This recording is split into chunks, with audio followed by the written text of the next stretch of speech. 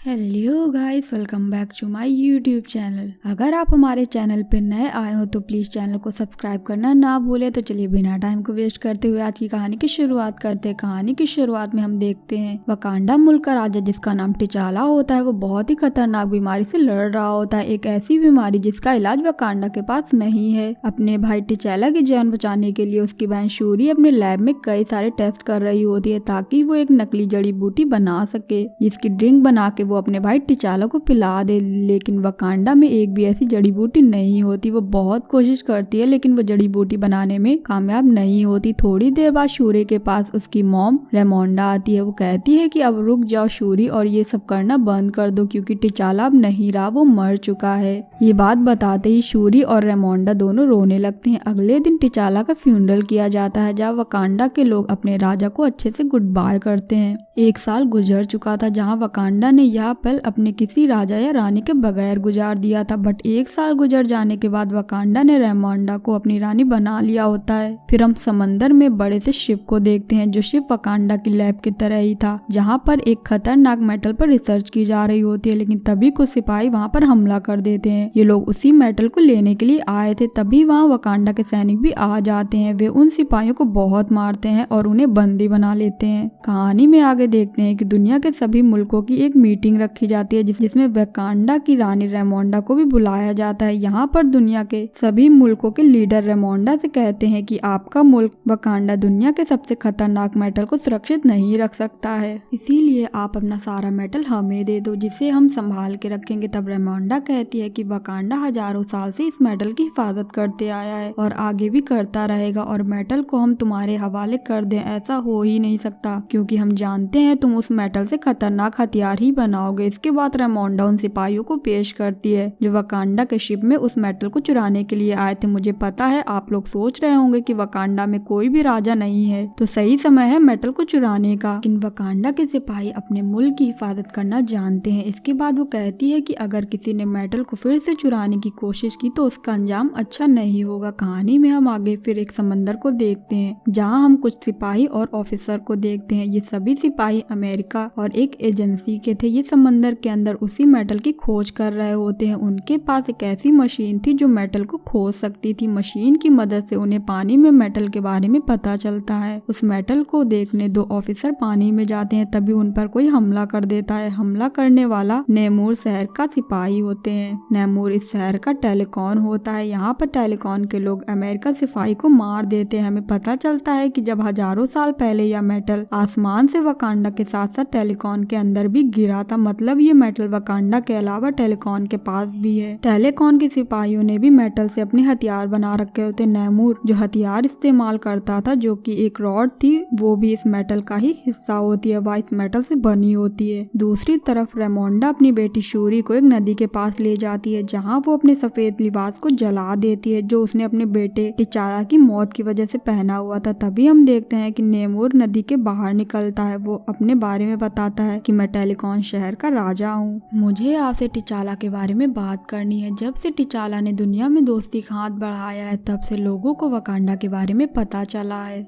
इसीलिए पूरी दुनिया मेटल के बारे में जान गई है। वकांडा के पास मेटल है। सब लोग मेटल के पीछे पड़े हैं जिससे मेरे लोगों की जान भी खतरे में आ गई है क्योंकि ये मेटल हमारे पास भी है। अमेरिका के पास एक ऐसी मशीन है जो इस मेटल को ढूंढ सकती है। इसीलिए मुझे लगता है कि हम दोनों को मिलकर दुनिया को खत्म कर देना चाहिए। दुनिया को खत्म करने वाली बात सुनकर रेमोंडा चिढ़ जाती है। वो कहती है कि हम कोई भी तबाही बर्बादी नहीं चाहते। वो नेमूर का ऑफर एक्सेप्ट नहीं करती। ना सुनकर नेमूर कहता है कि अगर वकांडा को टेलीकॉन के साथ नहीं मिलना तो ठीक है लेकिन आपको मुझे वो साइंटिस्ट सौंपनी होगी जिसने मेटल को ढूंढने वाली मशीन बनाई है ताकि मैं उसे मार सकूं ताकि अमेरिका मेटल ढूंढते हुए हमारे मुल्क में ना आए। नेमूर उन्हें एक हफ्ते का टाइम देते हुए वहाँ से चला जाता है। जाते हुए कहता है कि पर मैं अकेला नहीं आऊंगा, अपनी पूरी आर्मी के साथ आऊंगा। अगर आपने साइंटिस्ट को हमें सौंप दिया तो मैं समझ जाऊंगा कि वकांडा हमारा दोस्त है। अगर ऐसा नहीं हुआ तो पूरी दुनिया के साथ साथ हम वकांडा को भी बर्बाद कर देंगे। रहेंगे। वहाँ से वापस आने के बाद रेमोंडा अपने जनरल से कहती है कि तुम उस साइंटिस्ट को लेकर आओ जिसने मेटल ढूंढने वाली मशीन को बनाया है। जनरल रेमोंडा की बेटी शूरी को भी अपने साथ ले जाना चाहती है। पहले तो रेमोंडा मना करती है लेकिन फिर वो मान जाती है। इसके बाद जनरल और शूरी अमेरिका पहुंच जाते हैं। यहाँ उन्हें बहुत कोशिशों के बाद वो साइंटिस्ट मिल जाती है, लेकिन उन्हें यह जानकर बहुत हैरानी होती है कि साइंटिस्ट कॉलेज जाने वाली एक 19 साल की लड़की थी जिसका नाम होता है आयरन हार्ट। वो उसे अपने साथ ले जाने लगते हैं, लेकिन तभी उन्हें पता चलता है कि अमेरिका और एजेंसी के लोग उनके पीछे पड़े हैं और वो हमेशा से ही शूरी और आयरन हार्ट पर नजर रखे हुए थे। एजेंसी के लोग उन लोगों को सरेंडर करने के लिए कहते हैं, लेकिन तभी आयरन हार्ट अपने असली रूप में आ जाती है। वो अपना सूट पहनकर वहाँ से उड़ जाती है। उसके बाद शूरी और जनरल भी उसकी गाड़ी और बाइक लेकर वहाँ से निकल जाते हैं। एजेंसी से तो वो लोग बच जाते हैं, लेकिन आगे टेलीकॉन के सिपाही उन पर हमला कर देते हैं। इन सिपाहियों को नेमोर ने ही भेजा होता है ताकि वो आयरन हार्ट को पकड़कर नेमोर के पास ले जाएं। जनरल से टेलीकॉन के सिपाही लड़ाई करते हैं। जनरल भी उनसे लड़ती है। टेलीकॉन के सिपाही काफी बहादुर थे, इसीलिए वो जनरल को हरा देते हैं। आयरन हार्ट के साथ साथ वो शूरी को भी नेमोर के पास ले जाते हैं। जब अकेली जनरल वापस लौटती है तो रेमोंडा को सब बताती है। वो कहती है कि तुम जनरल होकर भी उन दोनों को नहीं बचा पाई, इसीलिए वो उसे जनरल वाले पद से हटा देती है। इसके बाद रेमोंडा पुरानी जनरल जो पहले कमांडर भी थी उसके पास जाती है। रेमोंडा कमांडर को सारी बातें बताती है। वो उसे आयरन हार्ट और शूरी को वापस लाने के लिए कहती है। इसके बाद वो कमांडर टेलीकॉन जाकर बहुत सारे सिपाहियों को मार देती है और शूरी और आयरन हार्ट को बचाकर वापस वकांडा ले आती है। जब नेमोर ने शूरी और आयरन हार्ट को पकड़ा था तब शूरी ने नेमोर को समझाया था कि वो आयरन हार्ट को ना मारे। काफी बात करने के बाद नेमोर मान जाता है और नेमोर ने अपनी सारी हकीकत शूरी को बता दी थी। यहाँ हमें नेमोर के अतीत के बारे में पता चलता है। उसकी उम्र 450 साल की है। उसके माता पिता भी इंसान थे।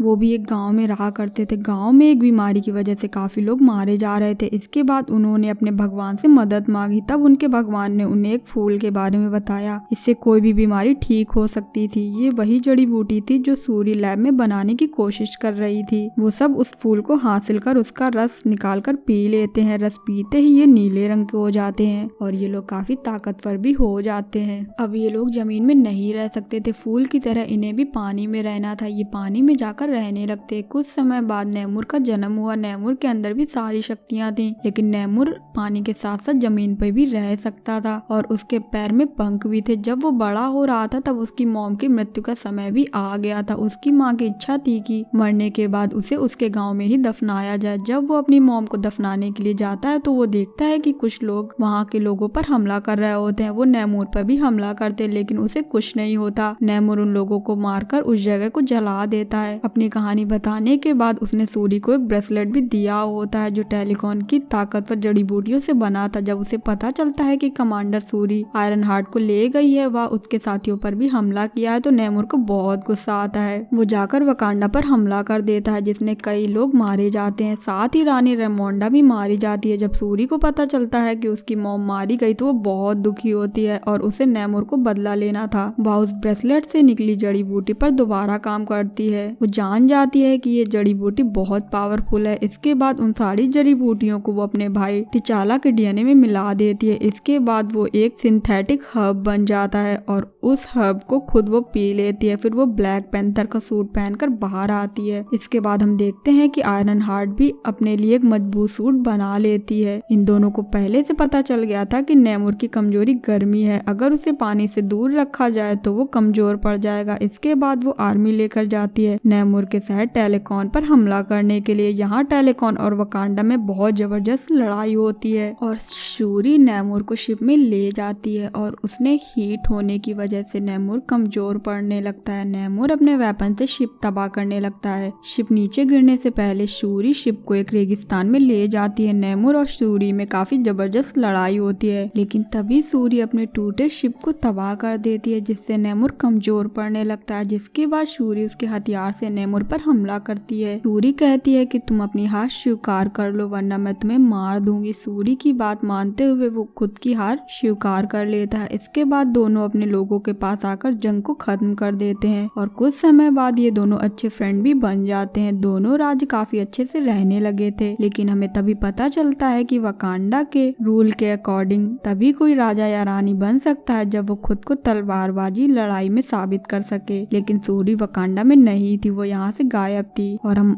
आगे देखते हैं सूरी को, जो कि कमांडर के पास गई थी। उसने अपने सफेद कपड़े जला दिए थे। यहाँ कमांडर सूरी को अपने बेटे से मिलवाती है। वो बताती है कि टिचाला और मैंने चुपके शादी कर ली थी। इसके बारे में रानी रेमोंडा को पता था और अब तुम्हें पता है। कहानी यही एंड होती है। अगर स्टोरी अच्छी लगी हो तो प्लीज वीडियो को लाइक और चैनल को सब्सक्राइब करना ना भूलें।